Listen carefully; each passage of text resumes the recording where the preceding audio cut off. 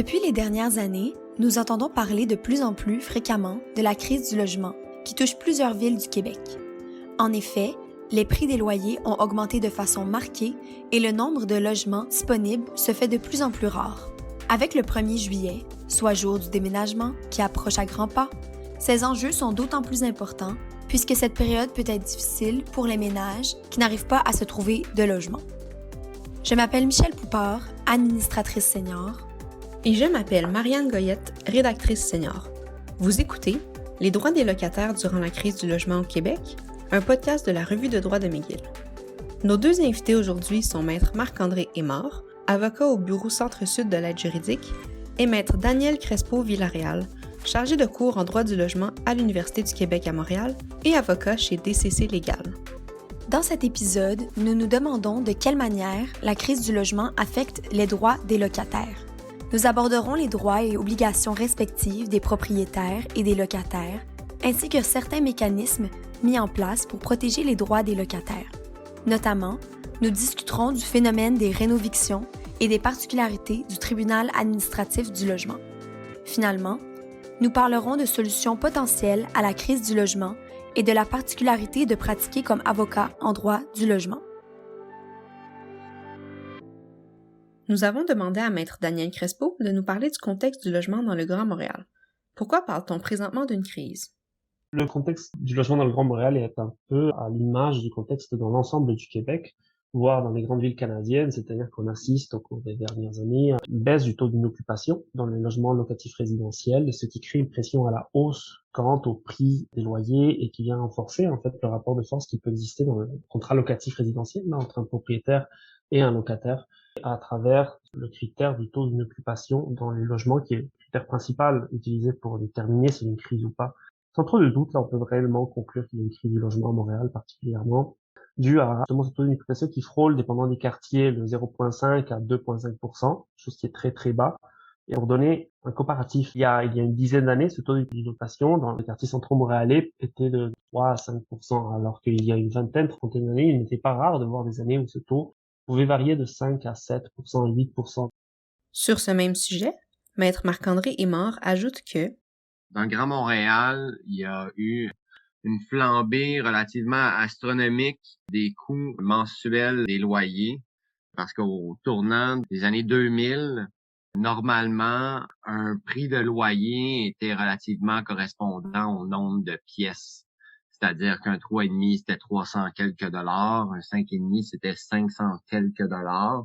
Et ça, c'était une règle quasi générale dans le Grand Montréal, sauf quelques quartiers un peu plus brisés. Ce qui fait qu'en l'espace d'environ 20 ans, maintenant, le même 3,5 peut coûter 700, 800, 900, voire 1000 dollars. Maître Crespo nous a expliqué l'impact de ce déséquilibre entre les loyers et le taux d'inoccupation.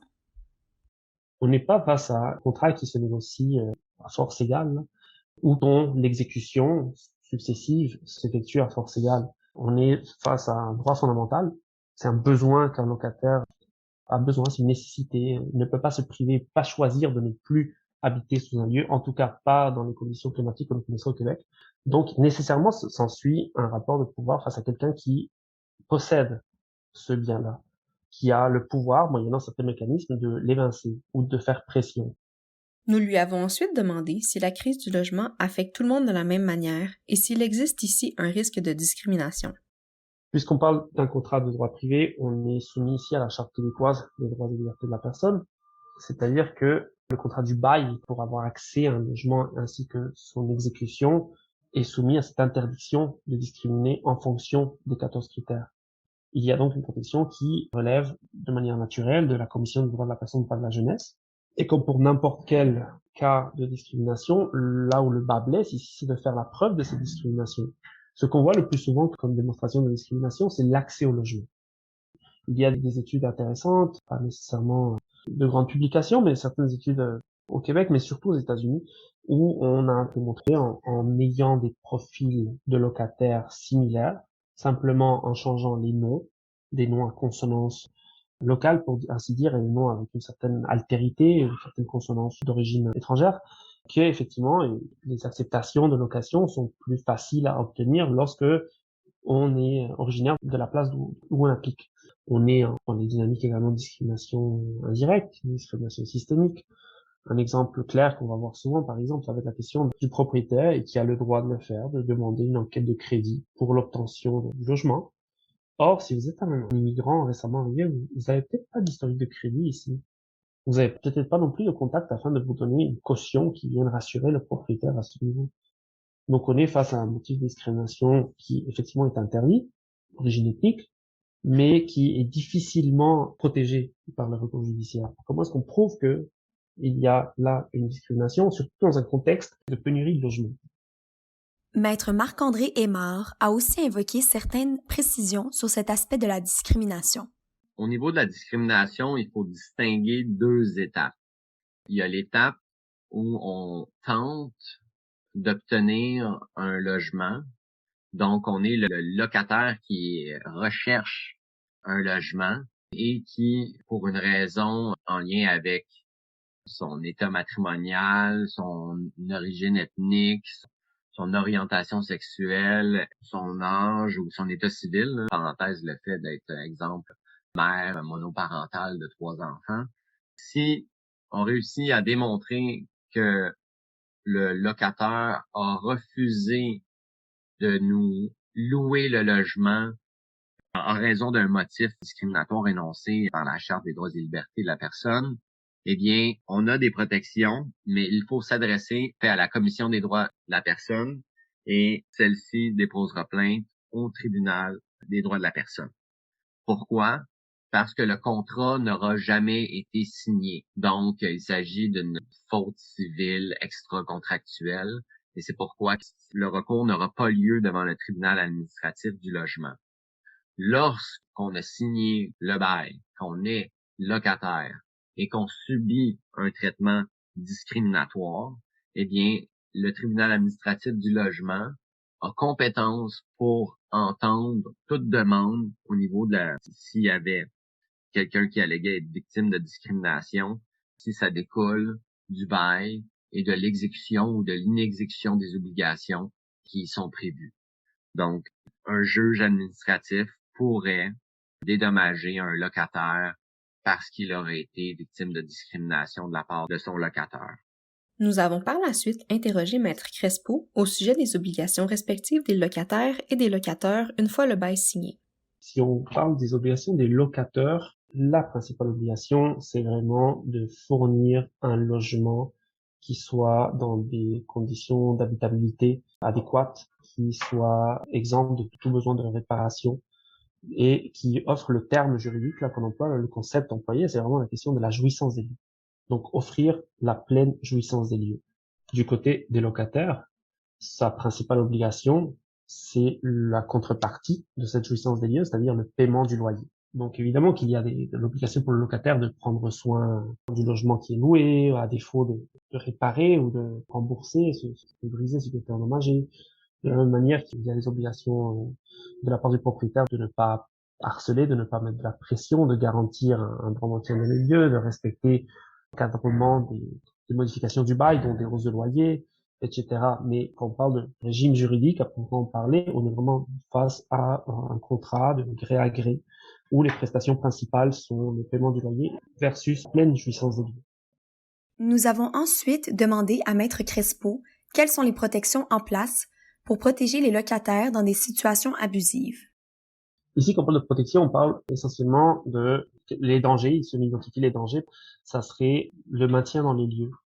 Donc vraiment, quels seraient les éléments qui pourraient causer que cette personne, le locataire ou la locataire, ne puisse plus avoir son droit au maintien dans les lieux. Ça, c'est de la même manière que je vous disais que la principale obligation du locataire, c'est le paiement de loyer. Sa principale protection, c'est le principe qui est codifié dans le Code civil du droit au maintien dans les lieux. Donc, à partir de ce droit-là, naissent différentes protections, comme la protection de rester et de voir son bail se renouveler année après année, sans qu'il y ait formalité requise.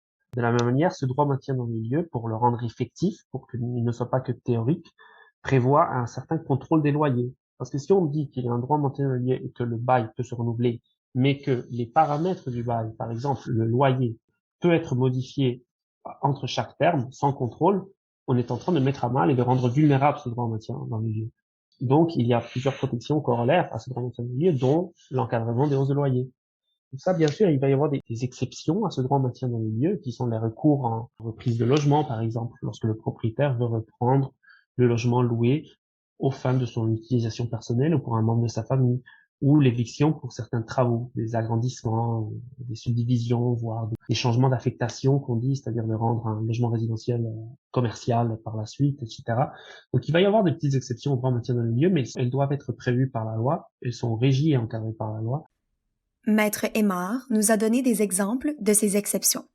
Je vais commencer par les hausses abusives de loyer parce que c'est en lien un peu avec la question précédente, en ce sens qu'il y a trop peu de gens qui utilisent le recours indiqué à la clause G. Lorsqu'on met un logement vide sur le marché, on peut l'afficher au prix qu'on souhaite.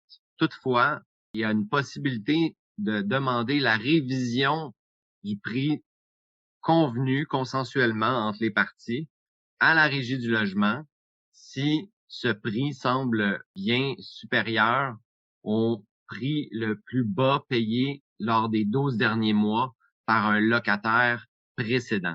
C'est sûr que ce recours-là, il est très, très peu utilisé parce que les gens n'aiment pas commencer une relation contractuelle sur un aussi mauvais pied.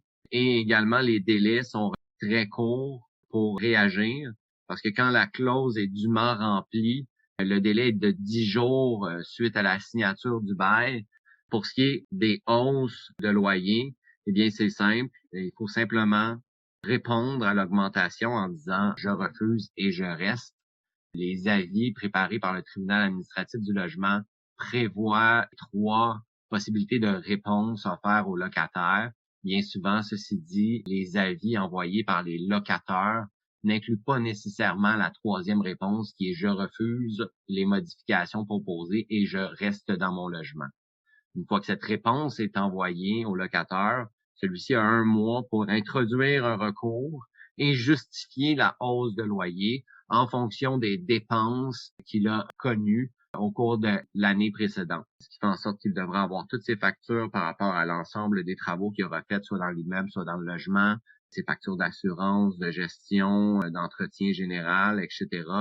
Et il y aura un calcul qui est fait en vertu de la réglementation en vigueur, et c'est un greffier spécial du tribunal administratif du logement qui fixe le montant de la hausse de loyer. Concernant les évictions, on peut voir plusieurs locataires qui cherchent à mettre fin au bail d'un vieux locataire qui est là depuis 25 ans par toutes sortes de façons. Parce qu'en bout de ligne, l'éviction, c'est la conséquence de la résiliation du bail. Donc, l'éviction de façon générale, les tentatives d'éviction, on peut les rencontrer avec des locataires qui décident de ne pas accepter le loyer, puis de tenter de résilier le bail au motif de non-paiement. Ça, bien entendu, la contestation se fait très, très simplement quand on a les preuves de tentative de transfert et de refus d'encaissement de la part du locataire. Mais sinon, il y a toutes sortes d'autres manœuvres pour essayer de mettre fin au bail. Mais pour les évictions, de termes plus précis, selon le Code civil, on parle dans ce cas-ci d'agrandissement substantiel du logement, de subdivision du logement ou de changement d'affectation du logement. Et c'est des recours très courants ou des reprises de possession que, ultimement, on croit que la reprise de possession, c'est parce que le locataire souhaite se loger lui-même ou un membre de sa famille pour y demeurer à long terme, mais encore là, souvent, c'est une tentative, on envoie une simple lettre, on dit, bon, ben, je le reprends pour ma fille, et là, les gens se disent, ben, je suis obligé de quitter dans ce cas-là, sans faire de contestation et sans vraiment enquêter sur les intentions réelles de leur locataire. Pour ce qui est des protections par rapport à l'éviction ou aux reprises de possession, c'est les mêmes choses. C'est toujours la possibilité de contester devant le tribunal administratif du logement. On entend souvent le terme rénoviction, mais il n'est pas toujours clair ce à quoi cela réfère. Nos 2 invités nous ont expliqué ce phénomène ainsi que les conséquences engendrées par les rénovictions. La question de rénoviction n'a pas de définition juridique à son sens propre. On va souvent faire référence à quand on parle de rénoviction dans les médias, dans le discours public, on fait souvent référence à deux types de manœuvres utilisées par les propriétaires afin d'évincer et de mettre à mal le droit au maintien dans le lieu des locataires. La première, c'est l'utilisation des mécanismes déjà prévus par la loi pour réussir la résiliation du bail. Donc ici, on parle très spécifiquement du mécanisme de reprise du logement qui permet au propriétaire de reprendre le logement pour y habiter lui-même ou un membre de sa famille proche au premier degré, et le mécanisme qu'on appelle d'éviction, qui est un mécanisme qui permet d'évincer un locataire si on a des projets d'agrandissement, de subdivision ou de changement d'affectation du logement. Donc c'est très restreint là, on est vraiment dans des critères très précis. Si la réalité est telle que de plus en plus, surtout dans un contexte de crise du logement, parce que le propriétaire est incité à augmenter son loyer par le biais d'un changement de locataire, on voit de plus en plus cette instrumentalisation un peu de mauvaise foi de ces deux mécanismes de reprise et d'éviction. Que les conséquences sont tellement minimes, c'est-à-dire on parle d'un recours en dommages d'intérêt punitifs, là, qui sont souvent faméliques auprès du tribunal administratif du logement, que ce n'est pas un dissuasif pour un ou une propriétaire d'utiliser ce type de recours comme prétexte pour évincer le locataire. La deuxième partie est ce qui est à l'origine du mot rénoviction. Selon Maître Marc-André Aymard, cette deuxième partie de l'analyse est indissociable du contexte socio-économique. Ultimement, la hausse des loyers a été un premier catalyseur.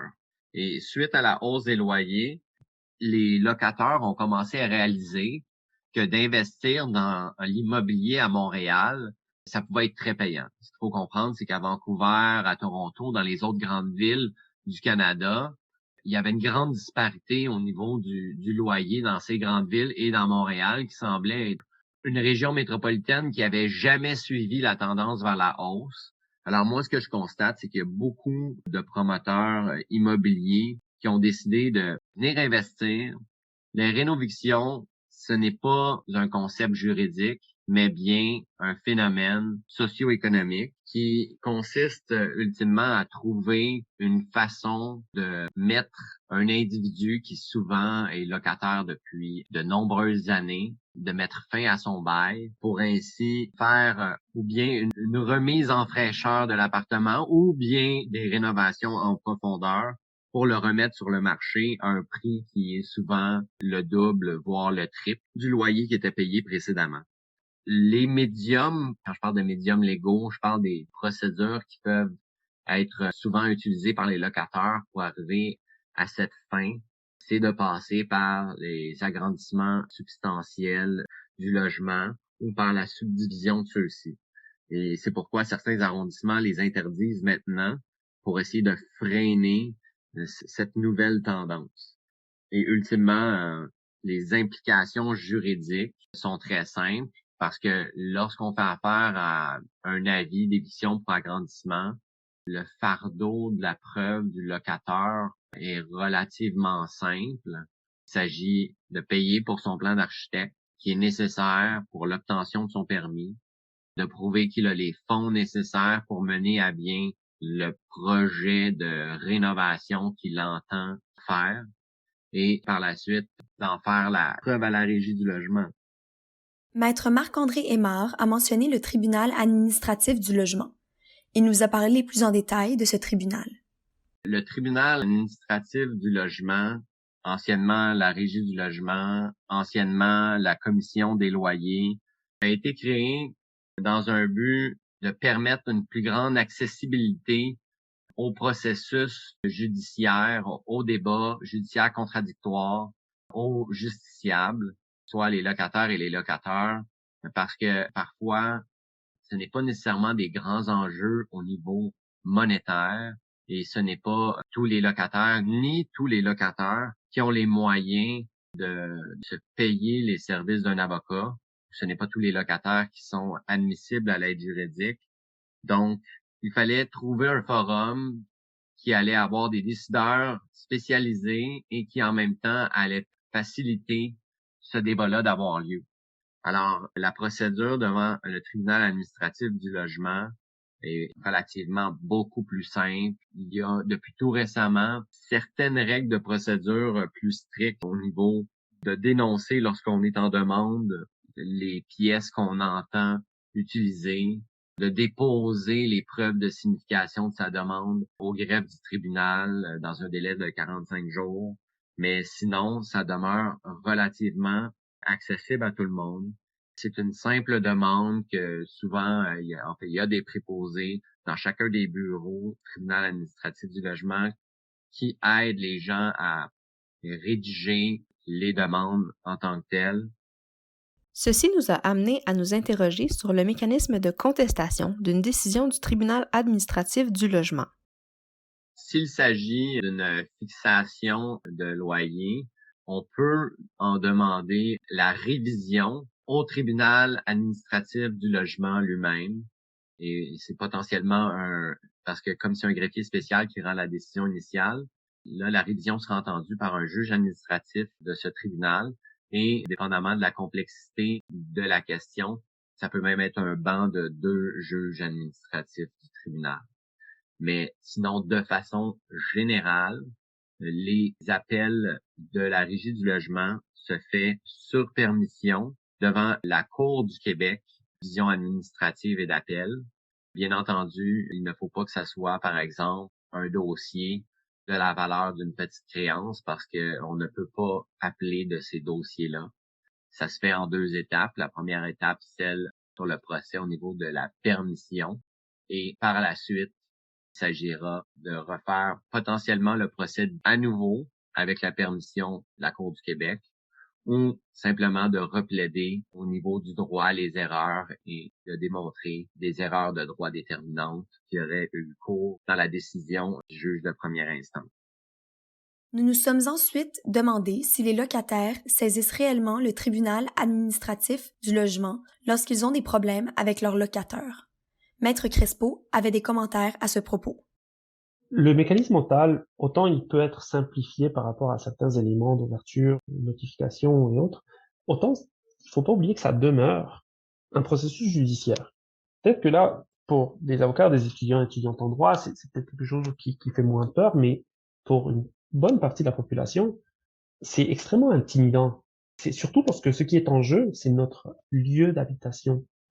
Souvent, on néglige l'impact qu'a ce lieu d'habitation, l'impact psychosocial d'une telle crainte. Je veux dire, ne pas savoir si le logement dans lequel on habitait au cours des 15 dernières années va être encore notre logement l'année prochaine, ne pas savoir si on va voir notre niveau et notre qualité de vie se maintenir ou bien décroître dû à un déménagement forcé, c'est quelque chose d'extrêmement angoissant. Et plus on est vulnérable, plus c'est quelque chose qui est lourd à porter.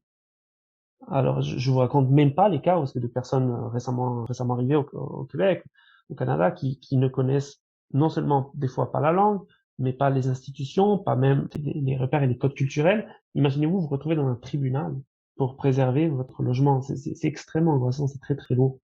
Et donc, il va y avoir beaucoup d'hésitation pour les locataires à se dire, bon, mais je vais mener cette lutte super énergivore qui va, si je gagne, nuire à la relation que j'entretiens avec mon propriétaire.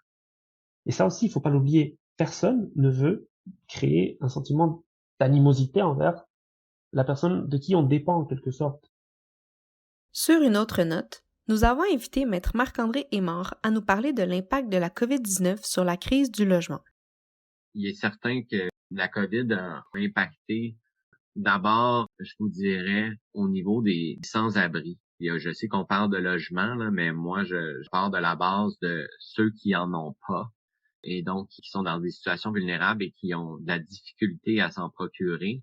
Et lorsque les dortoirs, on coupe de moitié la capacité d'accueillir des gens, eh bien, ça fait en sorte qu'il y a un campement sur Notre-Dame comme il y a eu il n'y a pas si longtemps. Ça fait en sorte également qu'il y a une forte demande dans tout ce qui est logements sociaux parce que les bénéficiaires des dortoirs redoublent d'ardeur pour essayer d'au moins se trouver un premier emplacement là, où ils peuvent essayer d'avoir un chez-soi et de reprendre un cours de vie normal, un horaire normal pour essayer de se réinsérer socialement. Et comme il y a un manque assez grave, il y avait déjà une liste d'attente de 25 000 personnes pour des logements à loyer modique. La COVID-19 est venue accroître encore plus ce besoin de création de nouveaux logements sociaux. Ensuite, nous avons questionné nos experts en droit du logement quant aux solutions juridiques qu'ils envisagent pour régler la crise du logement. C'est une bonne question, mais je crois que les solutions ne sont ni juridiques ni socio-économiques, les solutions sont politiques. C'est le politique qui va déterminer le processus juridique par la suite, ainsi de suite, et il s'agit donc d'une question de volonté, parce que les solutions, on les connaît depuis 30-40 ans. Je veux dire, des études par rapport à la gentrification, à l'abondement, des études par rapport à la hausse du loyer ou à la décroissance de la qualité de vie des gens, elles se font partout en Amérique du Nord depuis des décennies, puis on sait très bien c'est quoi la solution. La solution la plus simple, la pérenne, et ce qu'on voit dans beaucoup de villes européennes, c'est effectivement de soustraire le plus possible de la part du marché locatif résidentiel des dynamiques de marché. Donc les soustraire de la loi du marché. Donc, en d'autres mots, c'est ne pas financiariser le logement comme bien essentiel. À cet égard, on pourrait par exemple construire beaucoup plus de logements sociaux, que la part de logements sociaux ou de coopératives dans le logement résidentiel locatif soit beaucoup plus élevée, de manière à les soustraire des dynamiques de hausse de loyer, de l'imprévisibilité des crises du logement, ainsi de suite. En gros, de la spéculation immobilière. Le Québec, c'est un des endroits où les locataires sont les mieux protégés par la loi et où la loi intervient le plus au niveau d'essayer d'être un levier pour donner plus de pouvoir aux locataires, qui est la partie contractuelle qui a ultimement le moins de pouvoir au moment de signer le bail. Donc, on a quand même beaucoup d'outils, mais il y en a qui sont sous-utilisés. Donc, c'est sûr que, bien entendu, les règles de zonage et le fait que certains arrondissements interdisent justement les agrandissements substantiels et les subdivisions, c'était une solution qui a été accueillie très favorablement par les associations de locataires. Finalement, Maître Marc-André Aymard nous a parlé des particularités et des défis de la pratique pour un avocat en droit du logement. Des défis au niveau de relations interhumaines, parce que la partie adverse n'est pas nécessairement représentée non plus, n'a pas nécessairement l'habitude de se trouver devant un tribunal administratif du logement, pas l'habitude nécessairement au décorum d'un tribunal de façon générale, et il y a souvent beaucoup de tensions. Pour ma part, le droit du logement, je l'affectionne grandement, et c'est une pratique qui me motive parce que on parle des foyers. On parle de la chaumière, de la maison, du domicile des citoyens. C'est quelque chose de très intime, de très important. C'est un peu la pierre angulaire de leur journée. C'est là où ils se lèvent, c'est là où ils vont se coucher. Et c'est d'une importance capitale. À la lumière de cette discussion, il est évident que le droit du logement est un domaine d'importance grandissante. Dans un contexte de crise du logement, il est essentiel que les locataires soient au courant de leurs droits et des recours pour les revendiquer. En effet, le logement est un aspect central à nos vies et le droit est un outil parmi d'autres pour protéger ce droit chez l'ensemble de la population. Au nom de la Revue de droit de McGill, nous souhaitons remercier nos invités Daniel Crespo-Villarreal et Marc-André Aymard d'avoir partagé leurs idées et expertises sur le droit du logement avec nous. Nous remercions également Alexander Chamalouev pour notre thème musical. Ce podcast a été produit par Michel Poupard et Marianne Goyette avec l'aide de Hannah Rioseco. Tous nos podcasts sont disponibles gratuitement sur Apple Music et Spotify, ainsi que sur notre site web à lawjournal.mcgill.ca.